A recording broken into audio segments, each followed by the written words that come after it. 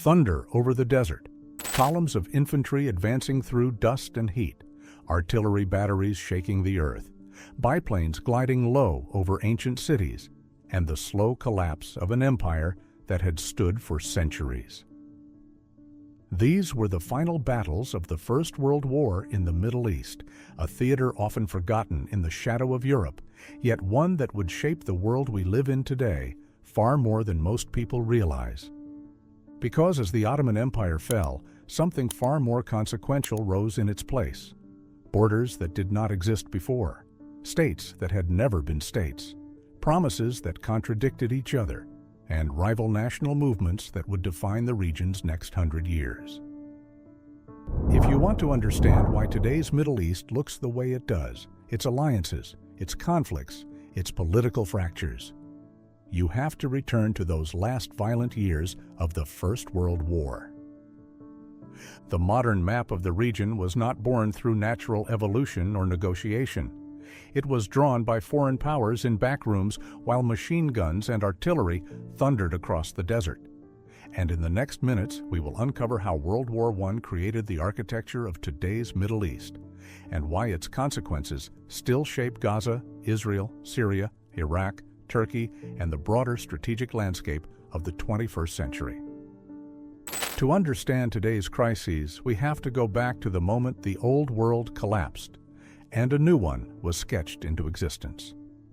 The Middle East of 2025 is marked by conflicts that seem driven by modern politics: Gaza, Syria, Iraq, Lebanon, Turkish-Kurdish tensions, shifting alliances across the Gulf and the Levant. Yet beneath each of these issues lies a century-old foundation, the political structure created between 1914 and 1920, when the Ottoman domains were dismantled and replaced by new entities, often designed more to serve imperial priorities than local realities. Consider how recent the modern landscape truly is. Iraq, as a nation-state, did not exist before 1920. It was assembled by merging three Ottoman provinces with different cultures, economies, and historical identities. Syria and Lebanon were shaped by French mandate ambitions rather than organic political evolution. Jordan emerged to satisfy overlapping British promises and to provide stability along the desert frontier. Palestine became an administrative experiment under British control, carrying incompatible expectations from the very beginning. Meanwhile, Arabia unified under local leadership largely because the collapse of Ottoman structures created an unprecedented power vacuum. And modern Turkey rebuilt itself with a powerful sense of national resistance, rejecting attempts to partition Anatolia. This is where the past bleeds into the present. Almost every contemporary crisis, from Gaza's unresolved status to the fragmentation of Syria and Iraq, can be traced back to decisions made in a handful of wartime negotiations.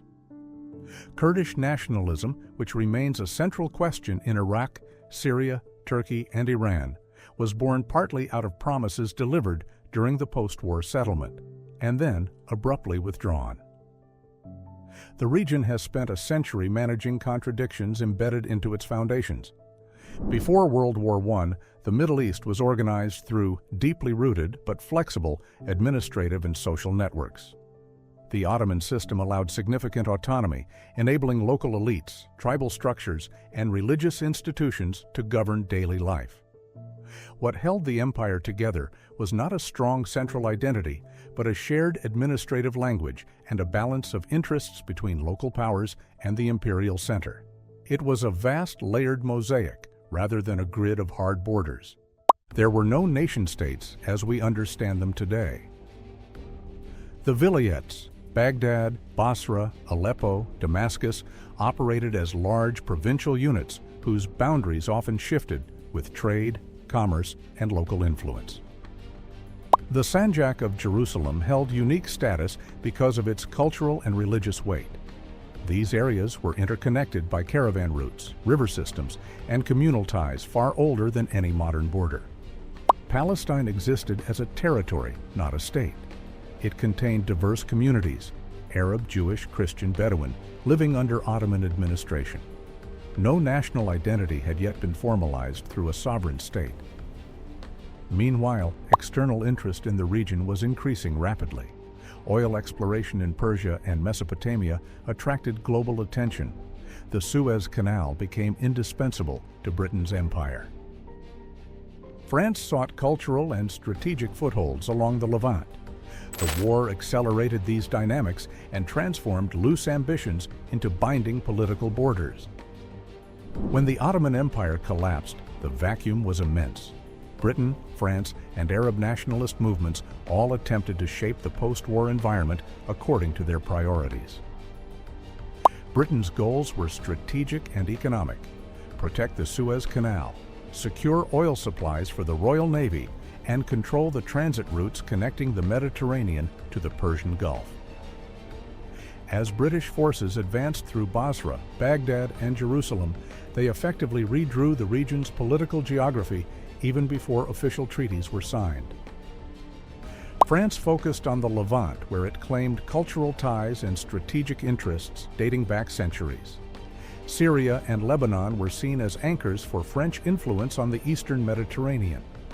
Arab nationalist leaders, meanwhile, fought to transform wartime alliances into genuine independence. The Arab Revolt was launched with hopes of forming a unified Arab kingdom, but the promises supporting it were far from consistent. And at the same time, the Zionist movement was gaining momentum, seeking international recognition for a homeland in Palestine, a political aspiration that would later reshape the mandate entirely. While troops fought across deserts, coasts, and hillsides, diplomats shaped a new world in secret.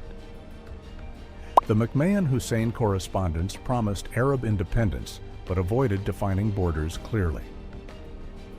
The Sykes-Picot Agreement of 1916 divided vast territories into British and French spheres with little regard for local identities. The Balfour Declaration of 1917 supported a Jewish national home while trying to reassure existing non-Jewish communities, a balancing act that introduced long-term ambiguity. These agreements did not align. They overlapped, contradicted, and often undermined one another, creating structural tensions that no later negotiation fully resolved. By 1920 to 1922, these visions were converted into formal mandates under the League of Nations. Iraq emerged as a new political project by combining the vilayets of Basra, Baghdad, and Mosul, regions with distinct populations and separate political traditions. The decision to unify them was motivated less by cultural coherence than by strategic logic. Britain believed managing one large mandate would be easier and more cost-effective.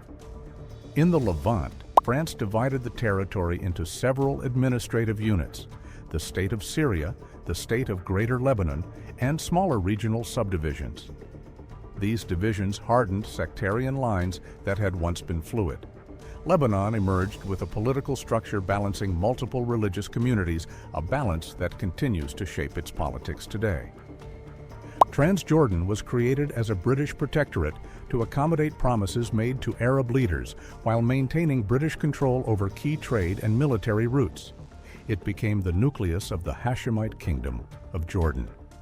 Palestine, meanwhile, became a uniquely complex administrative zone. Britain attempted to balance Arab expectations, Jewish immigration, and international commitments under a system without clear long-term direction. The contradictions embedded in the mandate seeded the conflicts that would erupt decades later. Across the Arabian Peninsula, Ibn Saud unified competing tribes and established the Kingdom of Saudi Arabia, a process accelerated by the power vacuum left by the Ottoman withdrawal and the shifting alliances created during the war. By the mid-1920s, the map of the modern Middle East was largely complete, but it had been assembled quickly, driven by strategic concerns rather than by local realities. Borders cut across tribal territories and historical trade networks. Communities that had once governed themselves under flexible Ottoman arrangements were suddenly grouped within rigid state frameworks. These decisions created lasting consequences. Artificial borders led to chronic instability as states struggled to reconcile internal diversity with centralized governance. Competing national movements emerged within the same territories. Early oil politics, shaped by mandate powers, laid the foundation for modern energy geopolitics. The Israeli-Palestinian conflict grew out of overlapping commitments built into the mandate system. And Turkey's strong national identity, forged in the aftermath of the war, continues to influence its assertive foreign policy today. In other words, the political map of today's Middle East is a direct descendant of wartime improvisation and post-war ambition. The region has spent a century navigating the consequences. Looking to the future, the legacy of World War I continues to shape possible scenarios. One path is continued border rigidity, with states preserving their territorial integrity while managing internal tensions through security structures and external alliances. Another is de facto fragmentation, where regions such as northern Syria, Iraqi Kurdistan, or Yemen develop increasingly autonomous identities and governance systems. A third scenario involves regional integration, where trade routes, energy corridors, and infrastructure projects gradually override historical divisions. A fourth scenario envisions renewed competition, with global and regional powers reinterpreting the century-old borders in pursuit of modern strategic goals. World War I did not just end an empire, it ended a world and constructed another in its place. The borders, mandates, and political frameworks developed between 1916 and 1922 still define today's Middle East. They shape its alliances, its conflicts, its national identities, and its unresolved disputes. We often assume today's crises began recently, but their origins lie in the moment the Ottoman Empire fell and the modern Middle East was drawn into existence. The past is not behind us. In the Middle East, the past is the map. Thank you for watching the Atlas Report. If you enjoyed this analysis, consider subscribing and turning on notifications so you don't miss our next documentary. Your support helps us continue exploring global power, strategic geography, and the forces shaping world events. We appreciate your time. See you in the next report.